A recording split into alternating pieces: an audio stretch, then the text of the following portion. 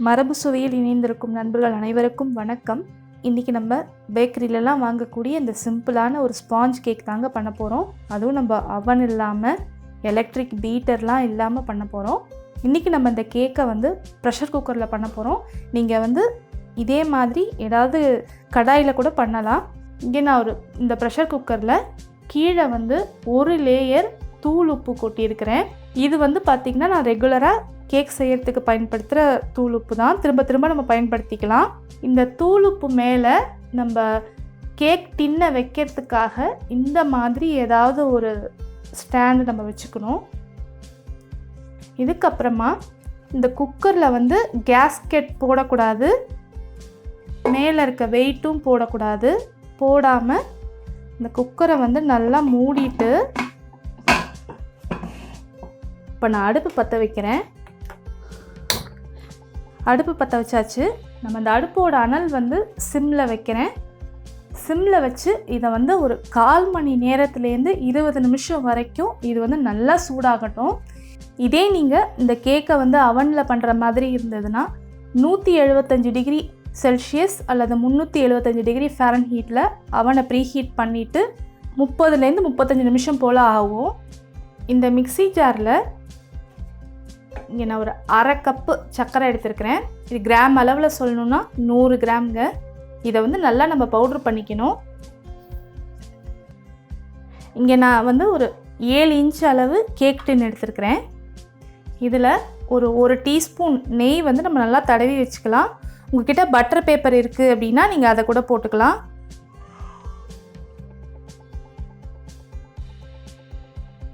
இங்கே நான் அந்த மிக்சிங் பவுலில் 2 முட்டை உடச்சி ஊற்றிருக்கிறேன். இப்போ இந்த முட்டையில் இருக்க அந்த மஞ்சக்கருவை மட்டும் நான் தனியாக எடுத்துடுறேன். நம்ம எப்போதுமே கேக் செய்யும்போது வெள்ளைக்கருவியும் மஞ்சக்கருவியும் தனியாக நல்லா அடித்து சேர்த்தோன்னா கேக் நல்லா சாஃப்டாக வரும். இப்போ நம்ம அந்த வெள்ளைக்கருவை இந்த மாதிரி ஏதாவது ஒயர் விஸ்க் வச்சு நல்லா இதை நம்ம அடிச்சுக்கணும். நல்லா க்ரீம் மாதிரி வரும், அந்த அளவுக்கு நம்ம அடிச்சுக்கணும். உங்கள்கிட்ட எலக்ட்ரிக் பீட்டர் இருந்ததுன்னா நீங்கள் அதில் கூட அடிச்சுக்கலாம். இந்த ஒயர் விஸ்க் இல்லைன்னா நீங்கள் ஏதாவது ஸ்பூன் வச்சு பண்ணணும். ஆனால் கொஞ்சம் நிறைய நேரம் எடுக்கும்.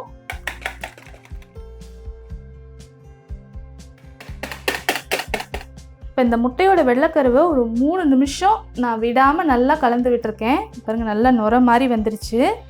இப்போ இந்த சமயத்தில் நம்ம 1/2 கப்பு சர்க்கரை பவுட்ரு பண்ணியிருக்கோம் இல்லையா, இதை நம்ம கொஞ்சம் கொஞ்சமாக சேர்த்து திரும்ப நல்லா நம்ம அடித்து விட்டுக்க போகிறோம்.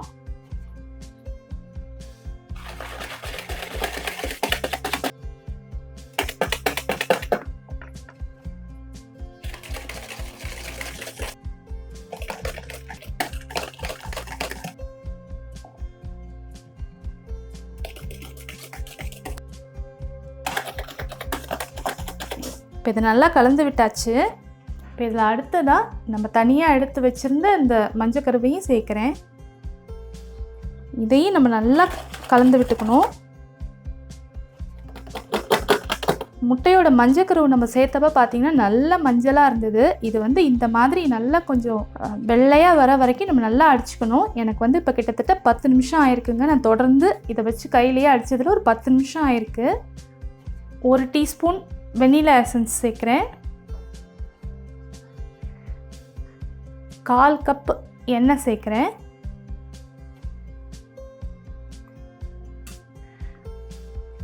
கால் கப்பு காய்ச்சி ஆற வச்ச பால் இது. இப்போ இது எல்லாத்தையும் ஒரு முறை நல்லா கலந்துக்குவோம். இப்போ இது நல்லா கலந்தாச்சு. இப்போ இந்த சல்லடையில் 3/4 கப் மைதா மாவு சேர்க்குறேன்.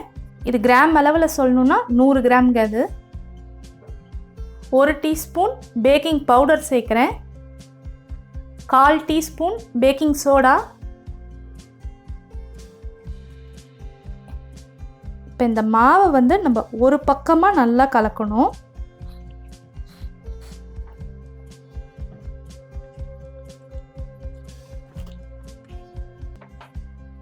இதை கட்டி இல்லாத மாதிரி நம்ம நல்லா கலந்தாச்சு.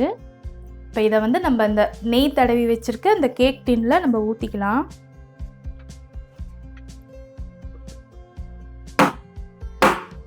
இதை நல்லா 2 முறை இது உள்ளே இருக்க காற்றுலாம் போகிற அளவுக்கு நம்ம தட்டிக்கிட்டாச்சு.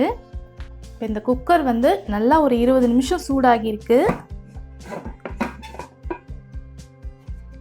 இப்போ இது உள்ள நம்ம இந்த கேக் டின்னை வச்சிடலாம்.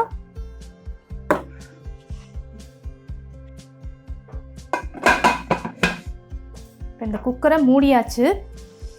இது வந்து இப்படியே ஒரு 40லேருந்து 45 நிமிஷம் வரைக்கும் இருக்கட்டும். அடுப்போட அனல் பார்த்திங்கன்னா சிம்மில் தாங்க இருக்கணும். இப்போ நம்ம கேக் வச்சு ஒரு 35 நிமிஷம் ஆயிருக்குங்க. இப்போ நம்ம ஒரு முறை திறந்து பார்க்கலாம்.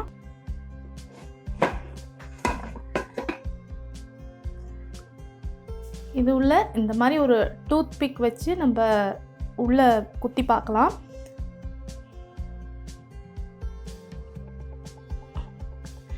இது வந்து இந்த மாதிரி க்ளீனாக வந்துருச்சு அப்படின்னா கேக் வெந்துருச்சுன்னு அர்த்தங்க. இப்போ கேக் வெந்துருச்சு.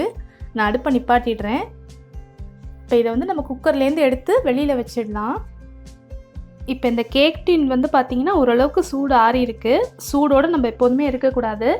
இப்போ இதோட ஓரங்களை வந்து நம்ம கத்தி வச்சு கொஞ்சமாக எடுத்து விட்டுக்கலாம்.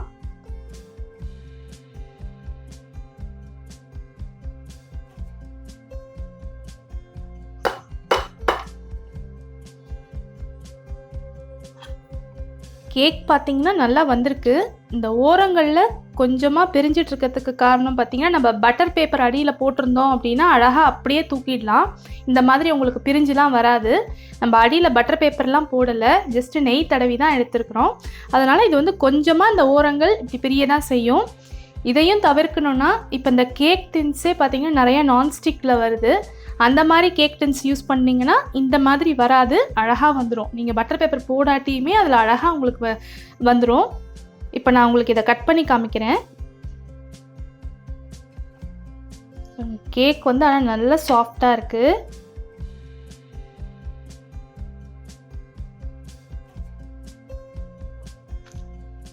இங்கே பாருங்கள், உங்களுக்கு பார்க்கும்போதே தெரியும். இதில் உள்ளே இருக்க லேயர்ஸ் வந்து நல்லா தெரியுது பாருங்கள். நல்லா சாஃப்டாக இருக்குது. இதை வந்து நான் இன்னும் கரெக்டாக பீஸ் போட்டுட்டு உங்களுக்கு நான் காட்டுறேன். பாருங்கள், நம்ம எல்லாத்தையும் பீஸ் போட்டாச்சு. பார்க்கும்போதே தெரியும் நல்லா சாஃப்டாக இருக்குது.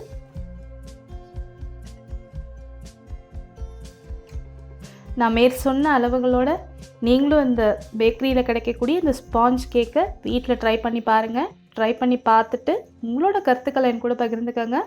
அதுவரை இணைந்திருங்கள் மரபு சுவையுடன். நன்றி.